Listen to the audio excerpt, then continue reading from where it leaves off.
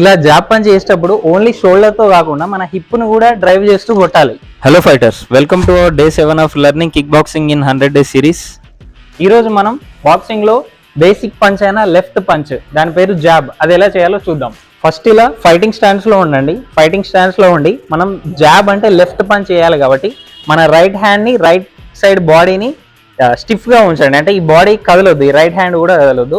ఇలా స్ట్రైట్గా ఉండి, నేను చెప్పాను కదా లాస్ట్ స్ట్రైట్ పంచ్లో ఇది ఏ అనుకోవాలి, నోస్కి స్ట్రైట్ బి అనుకోవాలి. ఇక్కడ నుంచి జస్ట్ ఇలా ఏ నుంచి బికి ల్యాండ్ చేసి మళ్ళీ బ్యాక్ తీసుకోండి. ఫస్ట్ బేసిక్ ఇలా చేయండి, 1 బ్యాక్, 2 బ్యాక్. మన రైట్ సైడ్ హ్యాండ్ మాత్రం కదలొద్దు, ఇక్కడ టచ్ అయి ఉండాలి.